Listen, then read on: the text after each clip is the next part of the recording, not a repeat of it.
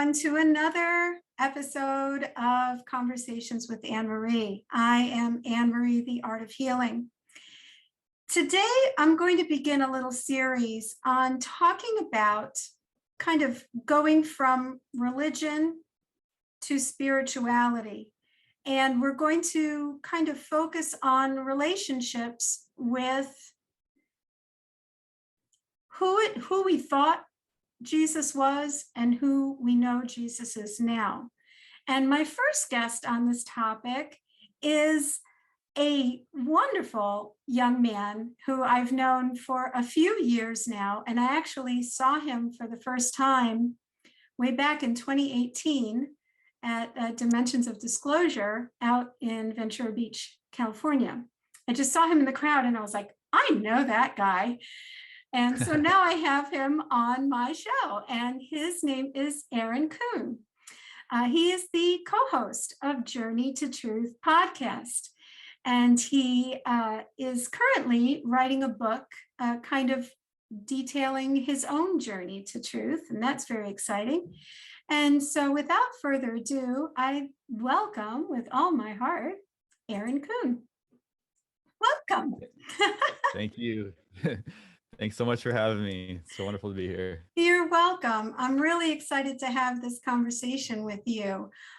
You come from a different tradition than I do, but just go ahead and talk to us about who you are and how you're, just introduce yourself.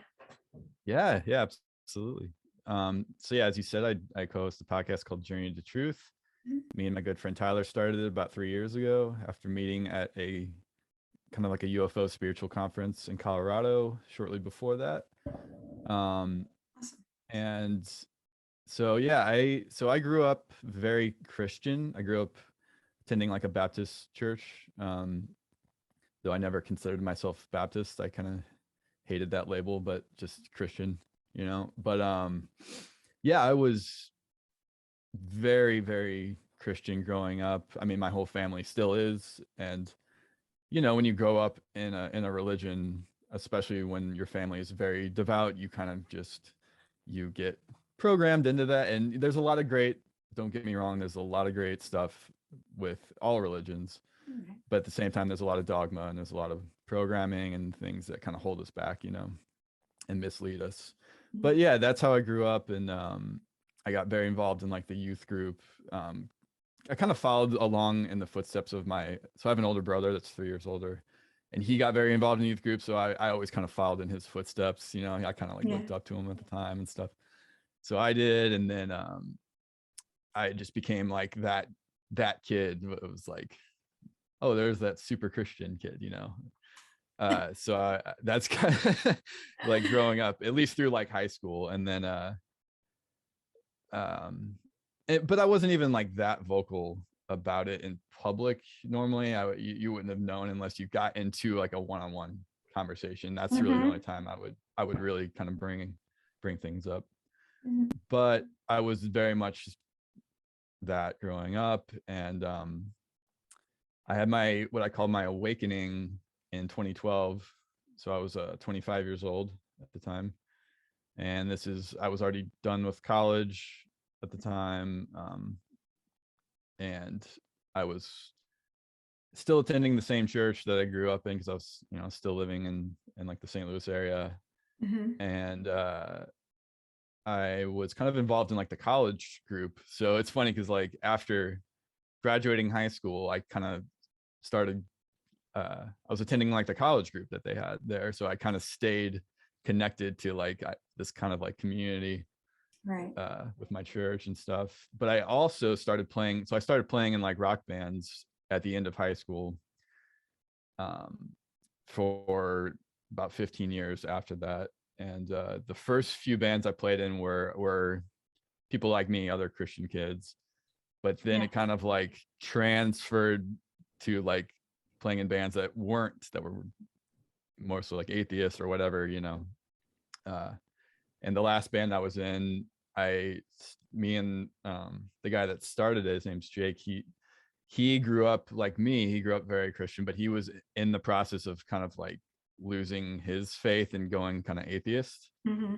And I was in the process that year of going the spiritual route, but having my awakening.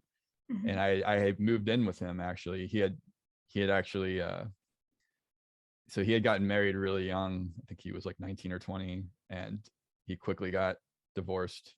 So he had just separated with his wife at that time, and then he was just living in this big house by himself. So I moved in with him, started jamming around. That's how we started a band. Mm-hmm. And I was having my awakening while he was kind of like having, I guess he wouldn't call it an awakening, but he was having his like disillusionment with Christianity and going the atheist, super atheist, like material reductionist kind Right. of route. And I It's was kind of going the like more the spiritual route. pendulum, kind of swung, it was out this way and then it swung that way. Yeah, I mean, we absolutely. all incarnate in the families we're meant to incarnate into for the Mhm. experience that we're meant to have. So Absolutely. what experience, what positives came from you incarnating into the family in terms of the religious aspect of the family you grew up in? What lessons, like, were there any positives, I should say? Were there any Oh positives? yeah. Oh yeah. There was a lot of positives. I mean, the biggest one is like, I feel like that gave me my spiritual foundation, even though it was encapsulated in a religion, it still gave me Mhm. that. And it still gave me like the knowingness that there is more beyond the five sense reality, and like I am a soul and things like that. And God, there is a God, Mhm. a greater, intelligent force that exists, that is behind everything. There is meaning, all that stuff. So it gave me that foundation, even though I had all these dogmas surrounding that, like Jesus is my savior and I'm a sinner that needs to be saved, and all those, Right. what I would consider now very detrimental beliefs. But Right. I had all that good foundation still. So when I had my awakening, it was great because I kind of was able to just shed all the beliefs that didn't serve me anymore, Right. keep the things that resonated, and that I had this deep knowingness that all that was true, because you I had experienced it my whole life and Yeah. had a knowing there. Um so yeah, I was able to kind of I had to though deprogram all these really set in stone beliefs that I had been programmed my entire life with, like hell and I'm a sinner, I need to be saved, Jesus is my savior, when in fact that's not Jesus. That wasn't his message at all when you actually look into it. And I remember when yeah. I was kind of in that transitionary phase. I call it a soul reset. I call it a reset Mm. because everything wiped out. But Yeah. right before like the worst part, I was kind of exploring with a ghost troop. We used to Mm, go ghost hunting, and I met these mediums, and I got to nice. meet these people that I was never really allowed to talk to before. And I remember one of the mediums said to me, "The truth is, Anne Marie, that God is in you, and you are a part of God." And I just went, "Oh." And I remember feeling, I'm not worthy of being a part What? of God. Yeah. God, me, God. So it was That's like blasphemous for exactly. Christianity and most religions. Yeah. Exactly. So it was like such a shock for me. It was just such a shock. Did anything like that happen to you? Like, did you have a difficulty kind of moving out, or was it kind of like, nope, I'm done. At the This is it. I mean, at the very beginning, and it was pretty short lived, but yeah, I had the kind of discomfort, I would call it, there with those ideas because of the programming. Mhm. It was so like I said, blasphemous, as far as the Yeah. programming that I had.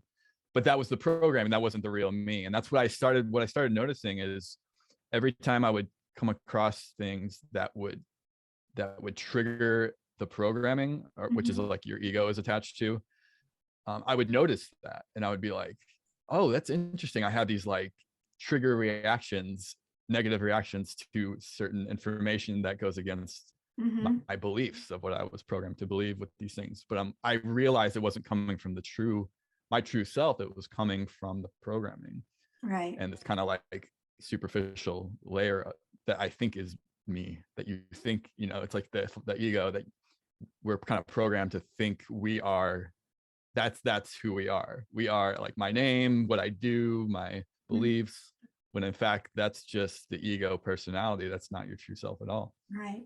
And that programming runs really deep.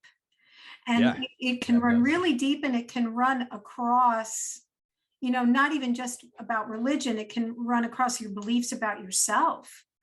That sense of unworthiness, for example, that sense of, oh, I'm a sinner, therefore I don't deserve anything.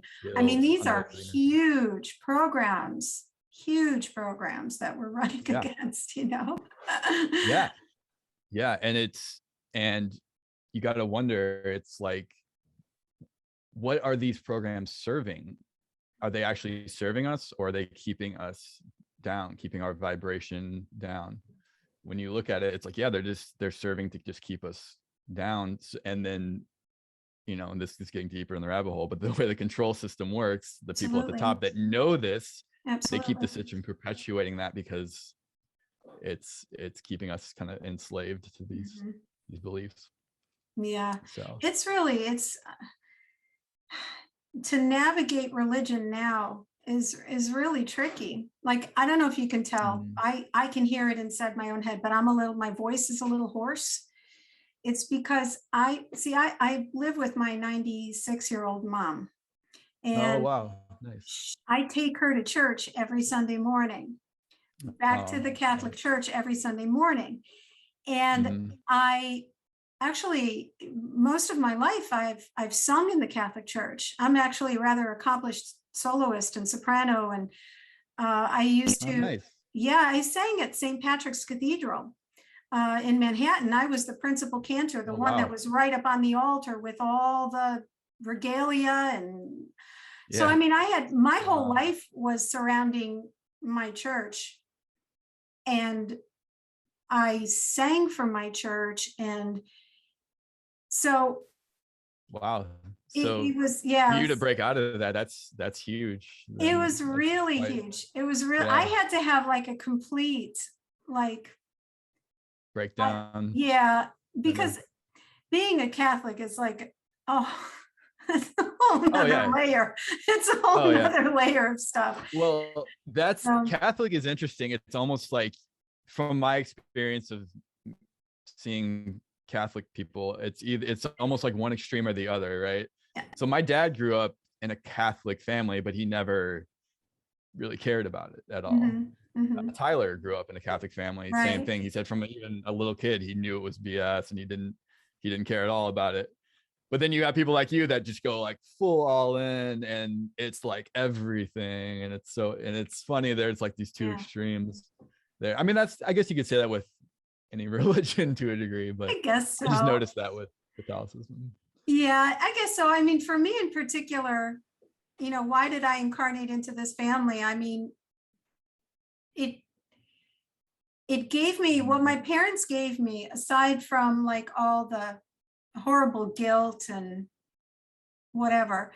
What they showed me was an unwavering trust in God and in Jesus.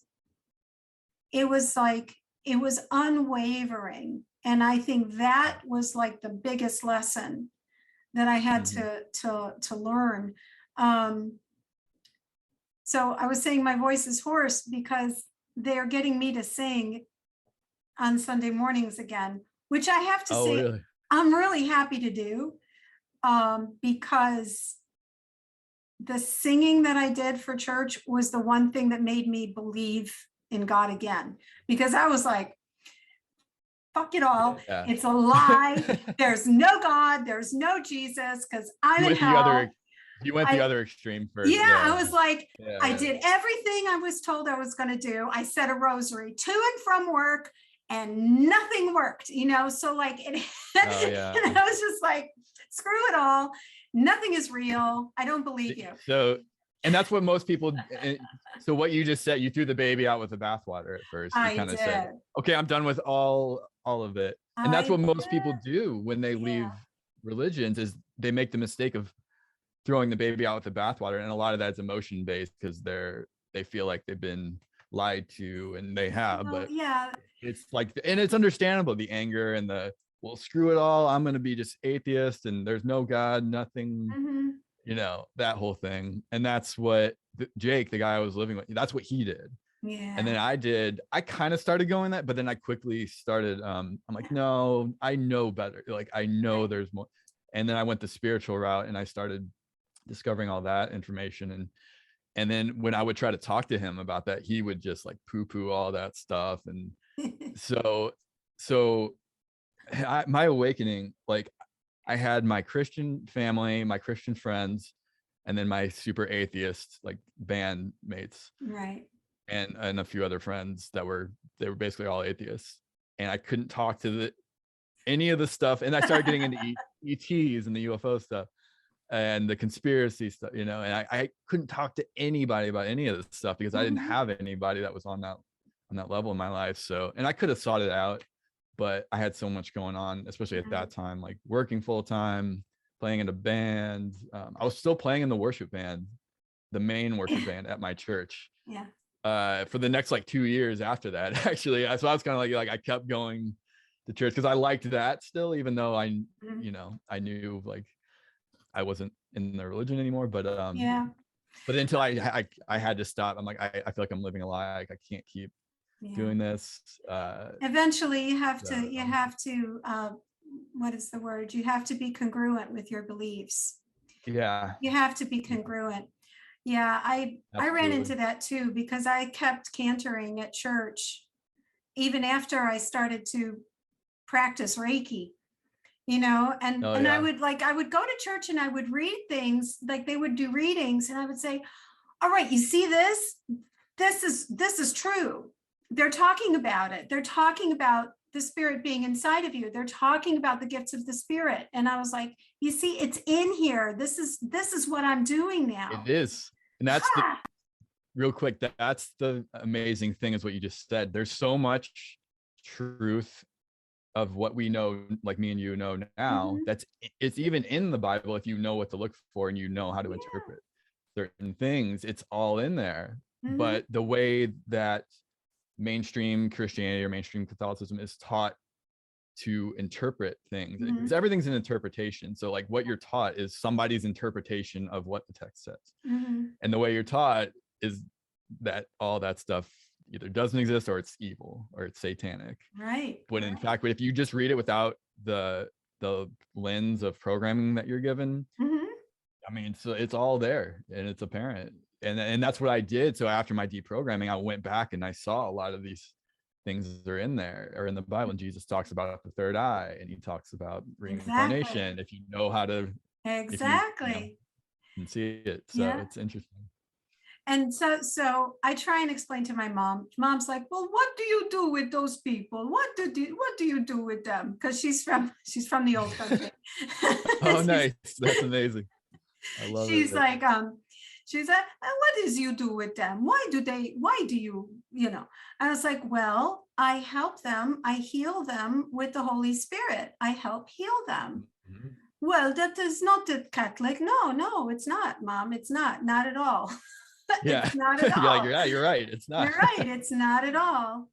Um, yeah. So congruency is like kind of creeping up to me right now because we're in Lent right now and we're going towards Oh Holy yeah, Week. yeah. And I made it Yeah. a point. I'm like, I'll go on Easter Sunday, but I'm not doing no Good Friday. I'm not doing no Yeah. Good Friday because that to me is the highest inversion, and I'm not going to go in there. Hmm. You know, Yeah. I'm not going to go in there. So, and the way I'm going to deal with it is if I'm meant to be there, then I'm going to be there. If spirit Hmm. creates a diversion, then spirit created the diversion, and I'm going to remain congruent. I mean, Yeah. I can't, I don't know. It's tricky. We'll see. We'll see Yeah. how that goes. Exactly. Yeah, it's so yeah, I want to, going back to my story. So I had no one to talk to about any of this stuff for. So I spent 5 years after my awakening, just kind of like, it almost felt like I was living two lives. Mhm. So I had all that stuff, you know, the spirituality, the ET stuff, the truther stuff, whatever, How did you get into the all ET that. stuff? How did that happen from being a Well, Christian? I'm always interested in that story because that's a big leap. well, It's like this, yeah, it is. Yeah. you've Well, got for people who one, are so totally into the crystals and everything, and then you've got people who are totally into the, what is it, the Christ consciousness movement, mhm. you know, and ETs and Yeah, there's Christ kind of different. consciousness. Yeah. Yeah, yeah. So it- it's a lot of it gets blurry to me, like what happened when and Right. exactly. But Mhm. I think what, like, I YouTube was probably the biggest part, believe it or not, of my awakening, because It was for me uh too. Don't worry. It totally for a was. lot of people, what I've learned, yeah, and it makes sense because you can get so much information so quickly through watching Right. videos, and then you'll get the recommended videos that lead you to other things, and that's kind of what happened with me. So Mhm. I remember finding David Icke, who Right. was, if not the first, he was definitely like one of the first few. Him, David Wilcock. I think I found David through recommended videos from like watching David Icke videos, and then Mhm. I found like Dolores Cannon really early on, and I remember who else. Oh, Alex Jones. I found Alex Jones early on, Cool. and at that time, that was like a lot of new information for me. So it was like a gateway, you know, into other things. But yeah, all those people, I would just watch every video I could find on YouTube, and I would just binge watch. Mhm. And David Icke, especially, I remember I was obsessed with watching like every David Icke video I could find. And at that time on YouTube, there was a lot more because the censorship hadn't quite they hadn't quite ramped it up yet. Right. So there was actually a lot more than there is now on YouTube, Mhm. as far as that kind of information. And you know, he talked about like the reptilians and that, and I think David talked a little bit about the ET, so that kind of led me into the ET side and the UFO side of things. Mhm. And realizing our history, we've been lied to about our history, and it goes back way farther and way more advanced, you know, Atlantis, Lemuria, all that. Mhm. And then realizing, well, where, and those civilizations came from civilizations elsewhere, and there's life all over the universe. Mhm. Mhm. And I'm like, everything just made so much sense to me, and it was like light bulbs just kept going off left and right, of Mhm. like, oh my god, like now it's like life and all these things suddenly make sense, like Yeah. really make sense for the first time ever, rather than before it just, you kind of just have these explanations for everything that you're taught, and it's like, oh, okay, I guess that's true. But when you really think about a lot of the things we're taught, with whether it's religion or mainstream education or science, mainstream science, Right. the explanations we're given for a lot of things don't really make any sense. And Yeah. they're, when you look into them, you see all these contradictions, or kind of like things that just don't really add up, you Mhm. know. And when you realize that there's life all over the universe, and that uh, we, even us humans, didn't just pop out of nowhere, like we came from, you know, we are ETs as well. That's what a lot of people don't realize. Like, Yeah. our genetics came from all over. So when you realize all these things in the ancient civilizations, and everything, and that we are a soul that reincarnate, like it's not just this one life and then you're done, like that doesn't Over make and any over sense. again. Mhm. You know, we experience many incarnations, and we come from a higher, you know, we come from source, which is what you could call God. And then it Mhm. makes sense that, okay, God wanted to experience him or itself. Mhm. So in order to do that, it had to step out of the fullness of itself, because it's like you can't experience without contrast, without something that is not. I just got done reading the book Conversations with God, the book one of it. I don't know if you've ever read that book, but it's really, really good. I highly recommend it. Neil Donald Walsh. But yeah, he God is supposedly like speaking through him, essentially.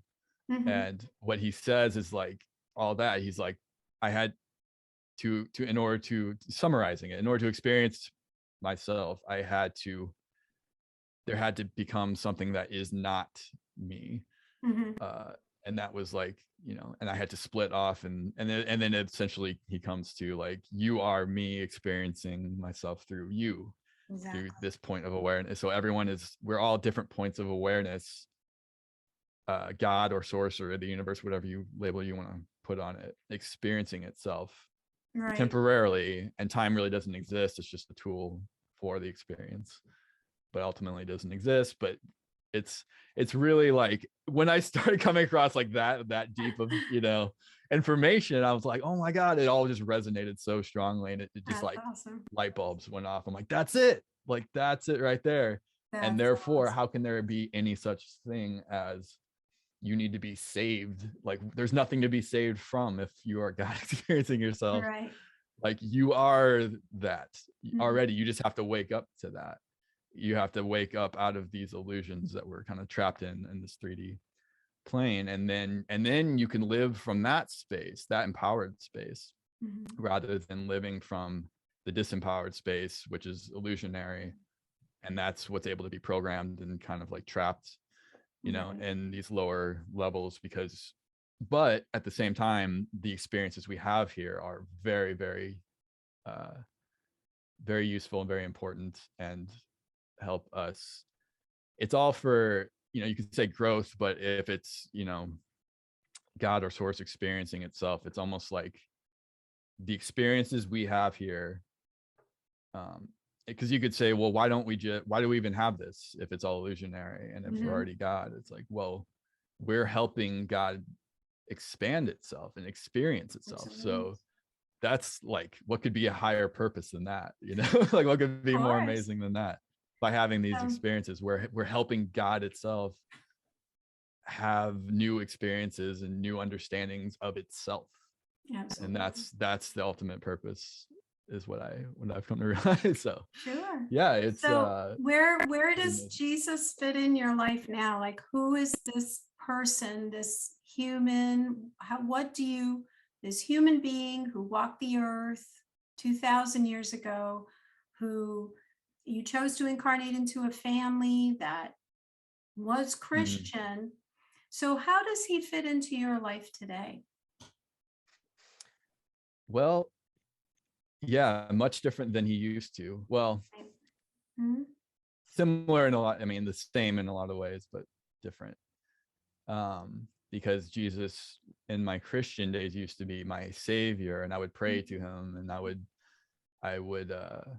basically I was giving my power away to him, and I had the belief that I'm nothing without him, when in fact, when I woke up and I did my research, and I saw that that's not even what he taught at all. What he taught was that we are the same. He would say, he basically came here, he incarnated, he was some kind of higher density being, you could kind of say more enlightened, more evolved being, that incarnated here to show us the way, to empower us, to help us remember who we truly are. And he never came to be our savior and to save us from anything. He taught that you save yourself, and it got turned into a religion, and that's a whole rabbit hole in itself. But so it transformed from that to, now I experience him as my equal, and every being there is no better or worse or higher or lower. We're all equals, just having different experiences and at different levels of awareness. But that doesn't make you better or worse. It just means you're at a different place on your path. So yeah, now I experience him like, I can feel him now, his presence and the love. He's just such a it's just pure love that emanates from him and all the ascended masters and masters and higher beings. But now it's like, I know what the purpose of why he incarnated, and even though it got twisted and turned into these religions that twisted the message, and turned into kind of control systems, even with that, because of who he was and what he did, and the truth that he spoke and all that, it's still the good that came from that outweighs all of that, and the change that he caused on the planet. I truly believe, I think we were on planetary wise, we were on this trajectory that was very kind of negative, and I feel like he came and kind of like shifted to a positive trajectory, and to help awaken us. And Absolutely. yeah, so that's kind of how I experience him now. Yeah. Cool. That's beautiful. Yeah. I consider him like a big brother. I consider him like a big brother who's helping me out, guiding me, helps me out when, I call him in whenever I do my healings, whenever I encounter anything negative. I call him, I call his I name. have done that. I have done that before too. I still invoke the name of Jesus because I think it is powerful in all realms. It is. It is absolutely. So yeah, when have you had to do that? Have you had encounters with? Because one of the things from Christianity is this concept of the demons versus angels and all this stuff, and we encounter which is true. Yeah. But the box that Christianity puts that in is a very limited. Correct. And those are just labels, because demons are essentially just, you could say, like regressive entities that have regressed instead of progressed on their path, and angels are higher beings that are at a higher, farther along their path than we are, you could say. And that's what Jesus was. But angels, that's what angels are. And but yeah, I have had a few times. There was one time I remember I woke up from a dream. I was having, I guess you could call it a nightmare. I was dreaming that I was in, it wasn't my house, but in my dream, I thought of it as my house. And I noticed these figures with black hoods and black like robes, that were walking out. They were outside the house, and they were walking slowly. And I remember being afraid of them. I was like staying in the house, like afraid, like, oh no, what am I going to do? And they were like slowly coming towards me. And then all of a sudden they were in the house. And then next thing I know, and they were getting close. And the next thing I know, I woke up from the dream, and I felt like I had some kind of negative something on me or in me or something like attached to me. And I was starting to freak out. So I think there were some kind of dark entities that through my dream. And it's funny, I had that experience because Tyler has had many experiences similar to that. His just are way more crazy than that one. But I just kind of had this feeling. I didn't see anything when I woke up, but there was something there. And I literally did what you said. I called the name of Jesus, and I called him to help. And as soon as I did that, I felt like this energy release, literally like an energy release off of me. And then I felt better, and I felt it go away. I was like, holy crap, that worked. Like he helped. He did it. When was this in your life? When was this?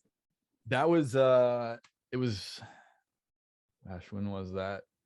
I know it was after my awakening, not too long though, maybe like 2013, 2014, I want to say. Oh, well, still quite kind of recent. Okay, so Yeah, you weren't like recent. a teenager or a young kid. This was when you were in my 20s. Yeah, I was in my 20s. Okay. Yeah. Wow, that's fantastic. That's fantastic. But I do remember before that, and so when I was still in my Christian days, I remember kind of similar. I don't remember really details, but I remember similar thing where I had that feeling that something is here, and then I did the same thing and it went away. Like you. So you're right. I have proof, I've experienced it myself. And growing up, I heard so many stories, of either demonic possessions or demonic entities. And then as soon as people would pray and do that, essentially they would disperse. And I remember hearing stories about, missionaries encountering like a person that's demonically possessed, and their face is doing all this crazy stuff, and they're cursing and they're yelling. And or they do that, they would say like the name of Jesus, and then the entity was like visibly afraid and would like freak out, you know. So it's like, yeah, he's clearly a very powerful being that the dark entities are very afraid of, and they, you know, it's like clearly they know his power and they're very afraid. So as soon as you bring him into the picture, and not just Jesus, you know, this goes for, you could say Mary or Babaji or Kuan Yin or any of the, you know, any of the masters. I'm sure it's the same thing, but Jesus is, you know, as far as our Western culture, that's our most familiar, and, you know, the one most of us are connected with the most, I would say. So it's like, yeah, do whatever works, whatever being you're connected with the most, absolutely do that. And it's very powerful. And they do truly love us, and they do care for us, and I do believe they look after us. They really, really do. I have this really beautiful little thing I bought. Nice. So what this says, it's called Healing from the Sacred Heart of Jesus. And it has his hands, his illuminated chakras, all the souls. And I think there's a person on here you can't really see, but they're healing. He's healing somebody.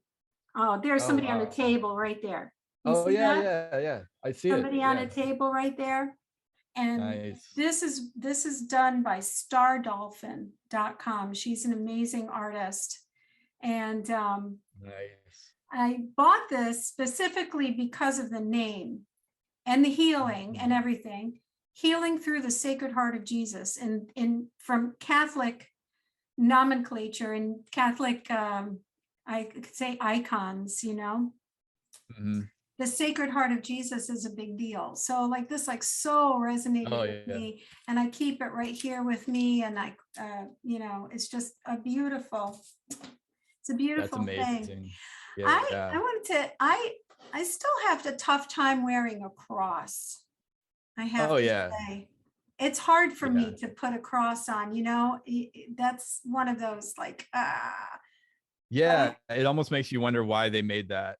So, you know, the main symbol, like the tool of his death, they used as, and especially the Catholic crucifix, which has him on the cross. It's like, don't even. When I was first channeling, when I first started channeling, Jesus was actually one of the first beings that channeled through me. And I used to sit, I first channeled light language. Nice. And then I channeled an aspect of my higher self. But pretty soon after that, Jesus came in. I actually woke up because of a woman, Tina Spalding, who channels Jesus. And she's a Course in Miracles teacher. I don't know if you've ever heard of the Course in Miracles. I love A Course in Miracles. I have it. I love Course in Miracles. You do? So that's my spiritual practice. I do the lessons every day, and I'm a part of a beautiful community of all that. So I remember kneeling at church, because I was still going to church for a long time, and looking at the corpus, which is the dead body.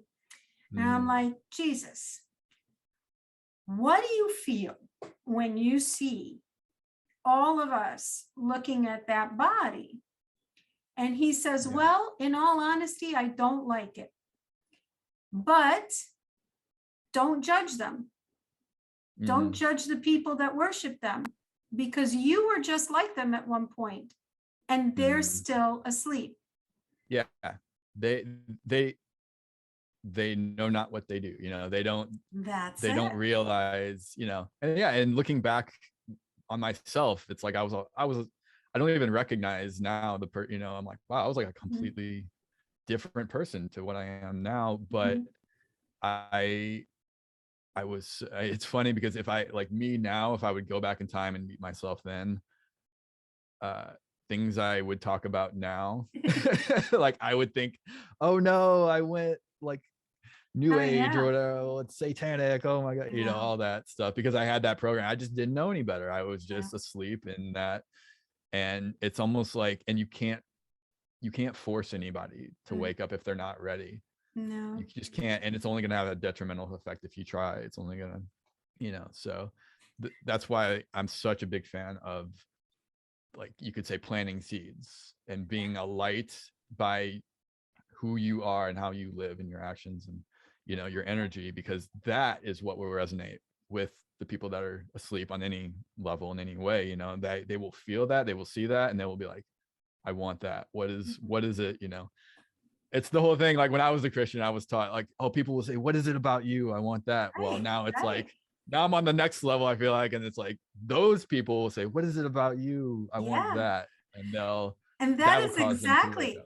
That's exactly what the Course in Miracles tells us, is that once you keep your vibe, people will come to you and say, I want that from you. So you hit the nail right on the head.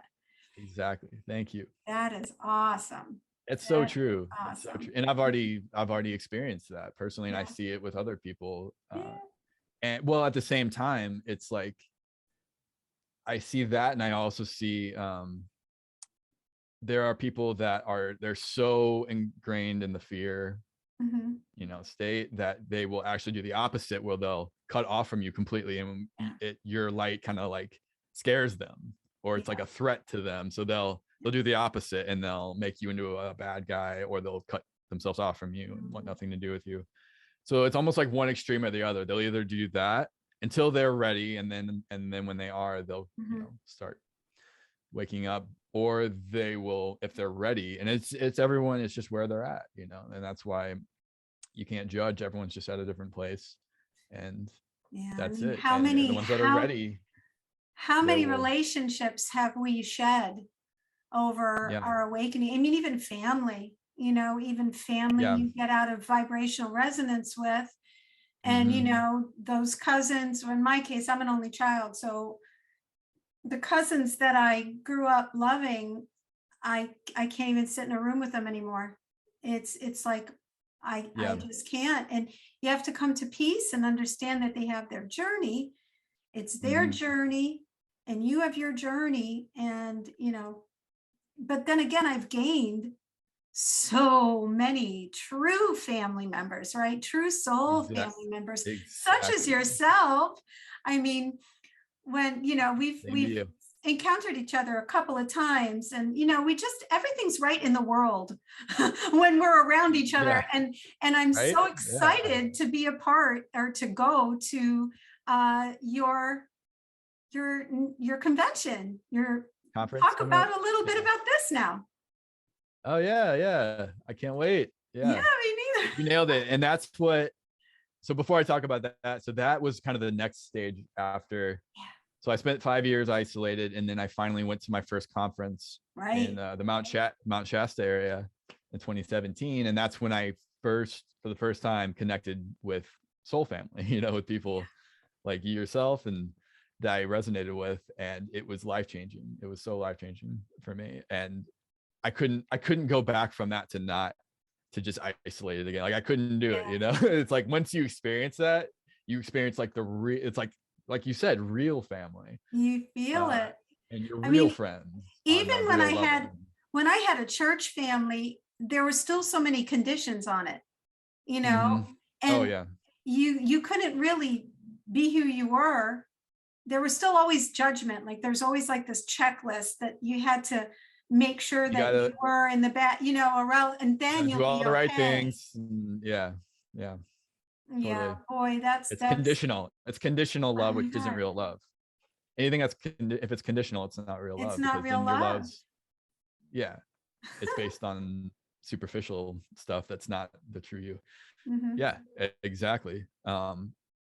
So ever since then, I've been, and that's how I met Tyler.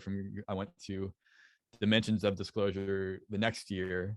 So it was like the sequel to that conference, and it was in Colorado that year, and met Tyler, realized we both lived in St. Louis, and so that's how we started the podcast. So I mean, that's a beautiful synchronicity too, right? I mean, you can't make that up, that you meet up with somebody who's so integral to your life path, somewhere completely different from where you live, and then you realize exactly, I live 20 minutes from you. What? Yeah, exactly. And like, you don't meet when you go to a conference, you don't meet everyone at that conference. There's only, I maybe met 10%, 20% at most of the people that were there. And that was even a small, there was maybe 400 or so people there. But so I not only met him, so before I realized that, I just randomly, he was there with his dad, and we started talking, and they were about to go on a hike just by themselves, and he asked me to go. I was like, yeah, totally. And on the hike is when we found out we all lived in St. Louis. It was like That's total so great. synchronicity. You Yeah, can't yeah. So make it that was. up. It's like, You thank can't. you, Yeah. spirit. Spirit is like, Exactly. just manipulate. It's just like, okay, we're going to push you two together. Go home. It's totally what it was. Yeah. You can't make that stuff up. Exactly. Oh, awesome. And even starting the podcast, like the synchronicity, Right. with how it just took off on its own, and like, it's like we just jumped into this like river that just flowed, and it felt like almost no effort at all to get these amazing guests somehow, and we were just, people started watching, and it just kind of took off. It was like, you're on the right path when it's just like this flow. Yeah. In the words of Abraham Hicks, the vortex, it's like you jump into this vortex, right? And things just start happening, and you're like, I don't know how it's happening, but it's happening. And That's right. I'm meeting like, okay, people that are, and it's like, it's almost just like about staying aligned in that state. And the more you can do that, the more things are just going to be beautiful and amazing in your life. But yeah, so how did you guys come up? Yeah, how'd you come up with this conference? What was the? Well, so Tyler and I, so from going to conferences ourselves, we love, we love them. They're amazing. But some of them, we would just notice certain things that were like, I wish it was more like this, or I wish they did this. And but then, like, in the past couple of years, there's been more of these like very people just in the community just putting on a conference without any experience, just kind of very grassroots DIY, and I love that. We both love that so much, and we're all about that. So we're like, oh man, like they pulled this off, and it looked like, we have, from doing the podcast, we've been blessed to gain all these connections. And we're like, oh dude, we could totally easily, pull off a conference. If they can do it, like we should be able to do this. Do it. And so that kind of inspired us, to do our own. And then we've kind of, in the past couple of years also, we keep coming across more and more of these secret space program experiencers and whistleblowers. And most of that happened from doing the show. Like literally most of the people that are going to be at this conference that are SSP secret space program people found our show and messaged us, and that's how we had them on the show, because they came to us. Like they started finding us. And many of them came, like their first time coming out was on our show, which was amazing. That we felt so honored. I mean, I personally think what you guys are doing is going to change the world. It is changing the world already. It's changing the lives of so many people, including myself.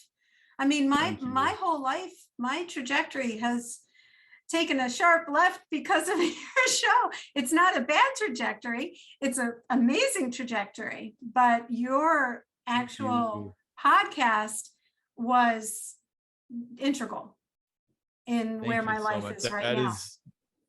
That is the most beautiful thing to hear. Thank you so much. That's the reason we're doing this, like hearing that from people like yourself. So I mean, that's the biggest blessing ever, if we can help facilitate. And it's not, we're just helping facilitate that, because I do feel like those are synchronicities that happen with people that are ready, and the universe aligns the circumstances of whatever will best facilitate their awakening and their growth and everything else. So I am just so blessed and honored to have a platform. Tyler's the same thing, to have this platform to be able to facilitate that. That's amazing. And to connect with, that's one of the biggest blessings about this, is that it's further, like, because I was already going to conferences and connecting with community to a certain degree, but then from doing this now, it's like a whole nother level of that, where I feel like I have this massive now soul family that I am connected with, and that I'm blessed to have a platform that I can, use with that. And it's yeah, it's just before the podcast, I never dreamed of like being in this position. Like I never thought, I kind of wanted to like write a book or do something, but I never thought in a million years it would turn into what this podcast has turned into. And it's just so amazing. So Well, it is. yeah. It really is. And So doing this being able to do a conference with it, I yeah. never like, that's so amazing. I'm like, So when is it and yeah. where is it and how can people learn about it? Yeah, so it's May 2nd through the 5th. So it's coming up in less than 2 months. And it's in Grafton, Illinois, which is in like the St. Louis metro kind of area on the Illinois side. So if you fly, you're going to fly into the St. Louis Lambert Airport. It's about 40 minutes from there. And it's called the Pierre Marquette Lodge. It's this beautiful lodge. Like we found an amazing, beautiful place. So fantastic. It's going to be a magical time. I have a feeling it's going to be pretty amazing. So so secret space program.info is the website you can go to, and you can buy your ticket there and check out everything about it there. So great. And for those of you, who can go, please try and make it there. The thing that I got from going to conferences is I got to vet people out, you need, I felt like I was investing a lot in personalities, right? So you can do whatever you want behind a screen. But for myself personally, being who I am, I needed to be in their presence. And there were people at the dimensions of disclosure that I was like, you know what? No more. I'm not going to invest any more time in that person. I don't resonate with the energy, And then there were other ones that I was like, oh, I love you. So I think it's important, That's happened to me a lot over the last few years, where people I used to follow very closely and I used to resonate with, and then suddenly they don't anymore. And it is what it is. I'm not, it's just, okay, it's just not resonating anymore. And then other people, like you said, it's like, this is amazing. So yeah, but it's going to a conference and getting to meet these people in person is like a whole nother experience than just watching them on a video online or even just talking on Facebook or something like that. And that's great. That's all amazing. Those are amazing tools, but getting to be in person with Soul Family and with some of these people, and like you said, like kind of vetting, the SSP people and these different people that, it's like, are they just charlatans? Are they, are they legit? When you are in person with somebody, you can totally feel the truth of them, and that, at that point. So that's also tying back into Jesus and kind of like bookending, going back to Jesus, we have to be in a great amount of forgiveness. We have to be able to forgive people for being who they are and not get into the vengeful reaction, to that, because whether or not, I could resonate with one person and not resonate with another, but it's not even about the resonance. It's how I react to the resonance. If I'm going to react to the resonance in a harmful and angry way, that's going to pull my vibe down. And I think we need to have as high a vibe as possible to really lift us all up out of this.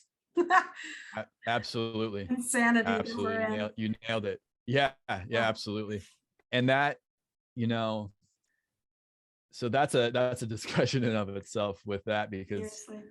So your things that trigger you to act out of anger or whatever, those are blessings in disguise, because those, your triggers show you where you need healing, where your wounds are that you haven't dealt with, that you need to heal. And so what a lot of people do is they're unconsciously, they're going through their life unconsciously reacting from their triggers, not realizing that's where it's coming from. They're not even realizing there is a source. They just react, kind of unconsciously. Exactly. But as soon as you realize that, and if you can humble yourself enough to realize that and consciously work towards healing that, and the biggest part of that is just acknowledging it in general, and the awareness in general that that's where it's coming from, because then you create that space where there wasn't space before, that you can observe it.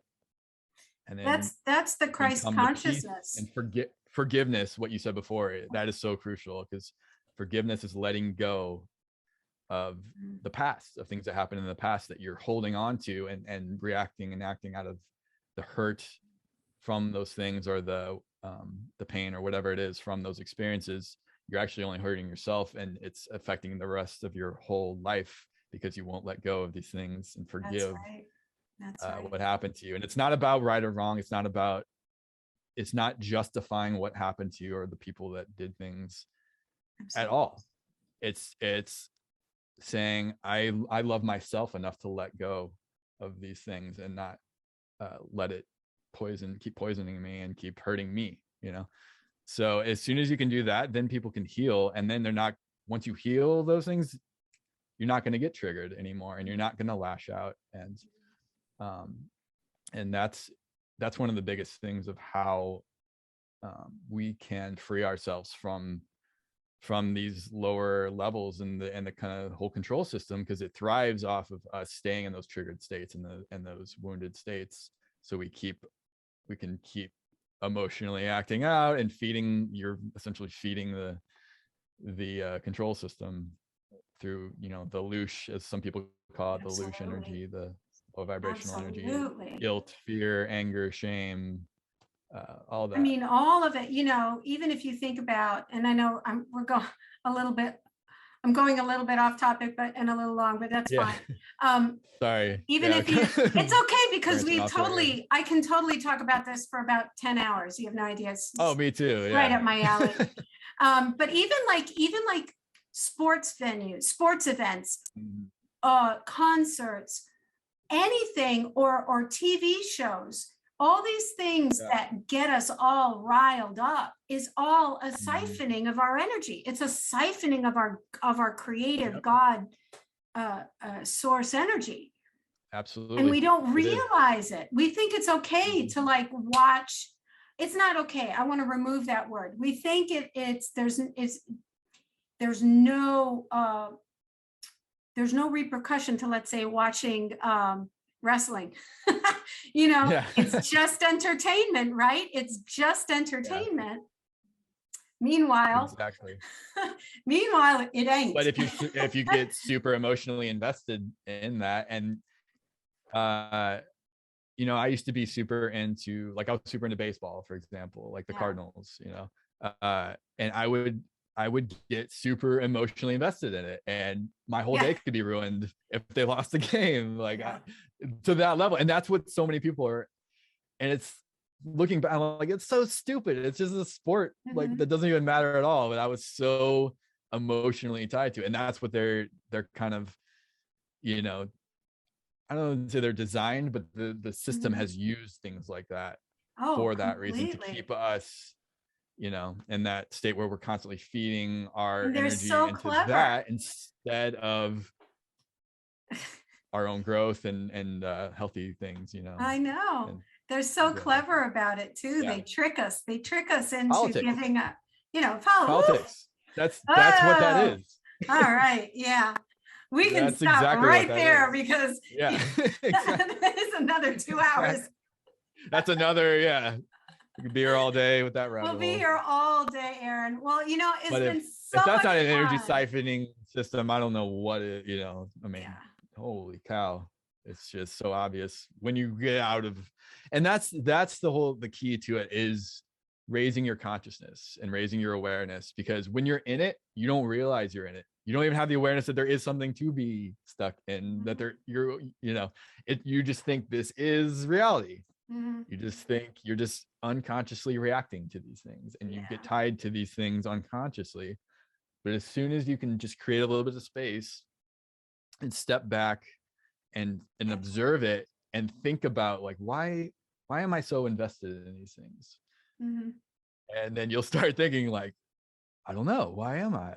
I've just kind of like been programmed to be, or I've gotten caught up my emotions in these things, because I think, and what you realize is you unconsciously thought these things are super important just because they kind of manipulated you into that state, and you've been in this unconscious state reacting, and then you realize, like, oh my gosh, like, why am I reacting, in this way to these things? And then especially with politics, when you realize on just like the information level, when you do your research and you realize it's all manipulated and it's all a fake system to keep you fighting this side, and you put all your energy into this fake system, and then the people at the top that are controlling it, and the entities, when you get to that level, are feeding off of all your energy that you're generating unconsciously. That's right. And so it's all about waking up, taking your power back, and now you have all this energy that you were expending on all these things that were just didn't matter at all, and they're just siphoning your energy. Right. And well, I am working so a job glad. you hate, working a job you hate, and you're spending all your time and energy on that. That's another thing. And it's like, finally you can take your power back, and then you have energy for yourself and for your own growth and healing. And it's almost like, to even get to the point of healing, you have to stop doing all those things, because then all your energy is going out there to these things instead of your own healing. Well, I tell you, Aaron, it's been so much fun talking to you. I'm so glad to get to know you a little bit better, and for your listeners and my listeners to get to know who you are and what you bring to this planet, which, as you know, I am incredibly indebted to, and I love you dearly. I love you dearly. Oh, I love you too. Thank you so much. You're welcome. If anybody wants to contact you, how do they get in touch with you? So if you want to contact me directly, if you're on Facebook, you can just search my name, and that you should find me on there. If you want to contact the podcast, it's journeytotruthpodcast@gmail.com is our email. Our website is journeytotruthpodcast.com. You can find all of our everything on there. Or my personal email is adkuhn1@gmail.com. Feel free if you want to email me directly. All right. And then the secret space, it's secretspaceconference.info. .info, right? Not .com. Yeah. .info. Make sure you look that up. And thank you, everyone, for spending some time with me and Aaron today. My name is Anne Marie of The Art of Healing. And please like, subscribe, and share this channel. And blessings to you all. Be well, and look forward to seeing you around soon. Bye, everybody.